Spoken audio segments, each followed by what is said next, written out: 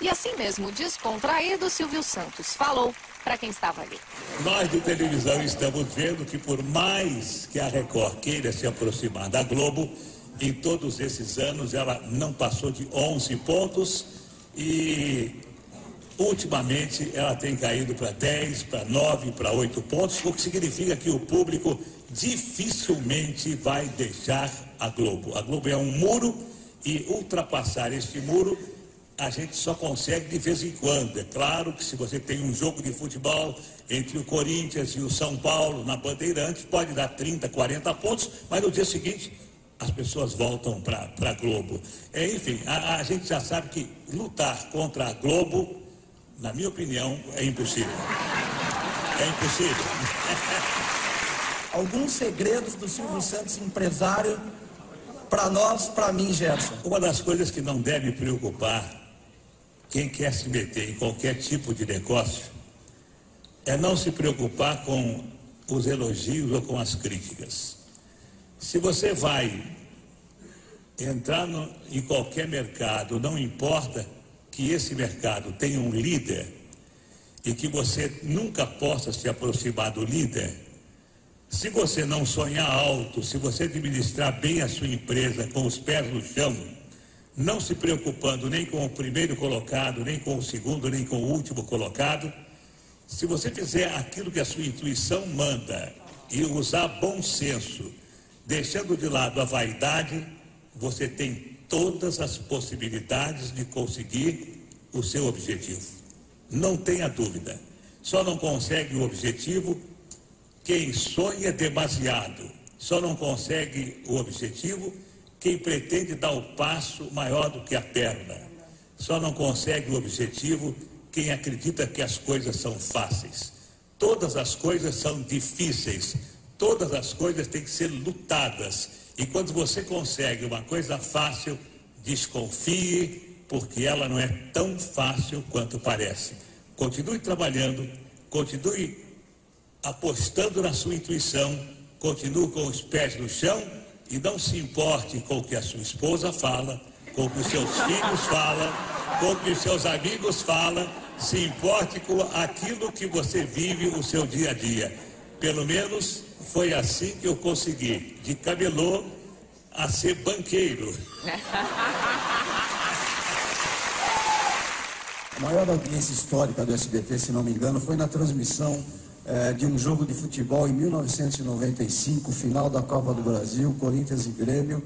E depois disso, o SBT nunca mais voltou a investir na transmissão esportiva. Por quê? Eu me lembro de um ano que eu tentei competir com a Globo e que a minha proposta tinha sido até um pouco melhor do que a da Globo. Mas aí me responderam de que a Globo tinha uma cláusula preferencial e que se ela cobrisse a minha proposta, ela ficaria com os direitos. E depois dessa data eu vi que qualquer tentativa de se trazer o futebol para outra emissora que não fosse da Globo seria uma tentativa que não daria resultado. Eu criei as minhas filhas porque eu sempre sonhei em ter no Brasil uma vida como os americanos têm nos Estados Unidos. Eu sempre achei que a melhor maneira de se viver é se viver como um cidadão de classe média. Tudo aquilo que passa de alguém que possa ter o suficiente para viver como um cidadão de classe média, na minha opinião, a malucada, como eu já disse a vocês, é troféu. O dinheiro, para mim, representa apenas troféus de sucesso, troféus de vitória. Durante as comemorações dos 30 anos do SBT, ao vê-lo falar, eu vi não um grupo de funcionários aplaudirem o patrão, o empresário. A sensação que eu tive foi um grupo de fãs aplaudindo e ouvindo um ídolo. Você, Silvio Santos, se enxerga assim? As pessoas trabalham para você e te adoram. Não, eu nunca me preocupei com isso e eu até me surpreendo com a minha popularidade. Não, verdade, eu me surpreendo porque nunca foi objetivo meu e as pessoas de imprensa sabem disso. eu não dou entrevista para os meus colegas, eu não vou a programas dos meus colegas, porque eu acho que eu exerço a minha profissão. Eu faço aquilo que eu tenho que fazer como profissional. Se o SBT, se eu fosse funcionário do SBT, assim como... Bom, eu nunca fui funcionário, porque quando eu comecei na televisão, eu já alugava os meus horários. Mas se eu fui funcionário só da Rádio Nacional. Mas eu sempre fiz aquilo que me mandaram fazer. Então, hoje no SBT, eu faço o meu programa e posso garantir a vocês, embora vocês vão dar risada, eu sou voluntário. Eu não ganho absolutamente nada, verdade? Os dirigentes do SBT estão aí para que não me deixem mentir. O SBT não me paga absolutamente nada, nada. Eu ganhava 300 mil reais do Baú da Felicidade para fazer o programa do Baú. O Baú fechou, não me pagaram mais nada.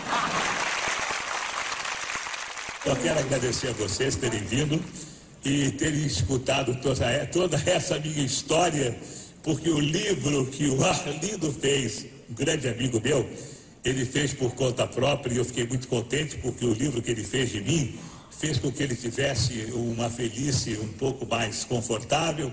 Venderam muitos livros, mas se tivesse que contar a minha história desde os 14 anos, quando eu comecei a minha vida de camelô, ou desde a escola pública, quando eu comecei a vender doces no recreio para ganhar doce, eu acho que dariam 3 ou 4 volumes. Então, vocês que vieram nesses 30 anos, eu só espero, dizendo com toda sinceridade, olhando para a minha vida, a sorte que eu tive, a saúde que eu tenho, a família que eu tenho, se vocês tiverem, e eu faço votos que tenham, vocês serão tão felizes quanto eu sou. Era a entrevista que eu queria ter.